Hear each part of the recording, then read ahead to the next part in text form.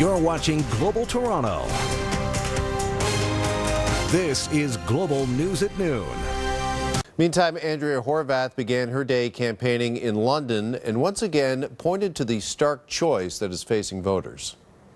Mr. Ford will make life worse for everyday families. He'll make life better for big corporations. He'll make life better for the rich. But everyday families will not be better off with Mr. Ford at the helm. The NDP leader was promoting her plan for health care, as I mentioned, in London this morning. She's got more stops planned later today in southwestern Ontario.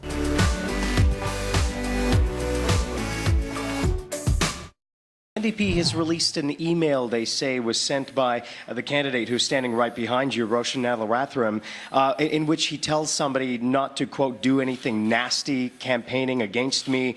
Also, quote, I will teach you a lesson after the election. What did he mean by that? As for the NDP, it is standing by its accusation.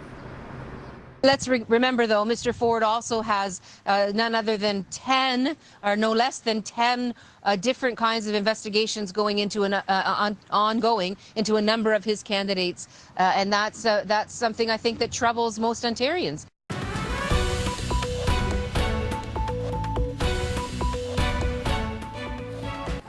NDP leader Andrea Horwath is campaigning in southwestern Ontario today. Horwath visited a coffee shop in Sarnia this afternoon where she was asked if there was ever a scenario where she would introduce back-to-work legislation. Back-to-work legislation is a violation of the Constitution of Canada. We actually believe in upholding the Constitution of Canada, and that's why we will work doubly hard to make sure that we're not in those kinds of situations going forward. And I think I know, in fact, that is possible, but it comes from a respectful relationship and one that's not built on, on political opportunism.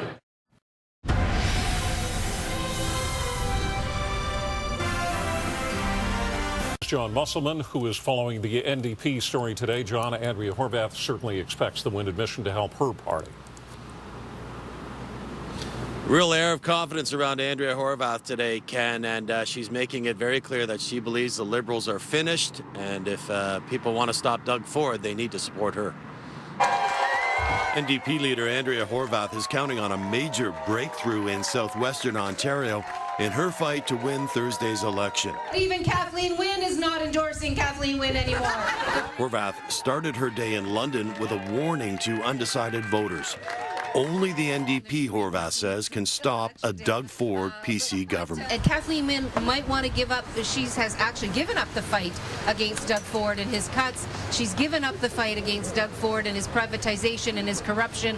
I'm not giving up that fight. I'm going to fight that fight right up until Thursday, and hopefully on Friday we'll be in an Ontario where Doug Ford is no longer a factor. Horwath says she is offering a positive change, and a Doug Ford government will mean cuts to health care and education. She also dismissed any notion that her party will form a coalition with the Liberals. Our next premier, Horwath's next stop was a coffee shop in downtown Sarnia. She's urging undecided voters who can't support Doug Ford to join the NDP in forming the next government. And for all those folks who are still undecided, I'm asking you to join us, to make the kind of difference that'll turn our province around. And Horwath enjoyed a bit of puppy love in Chatham. That's where she repeated her message that the NDP is the best option for families. It's a message she will hammer home in the final days of this campaign.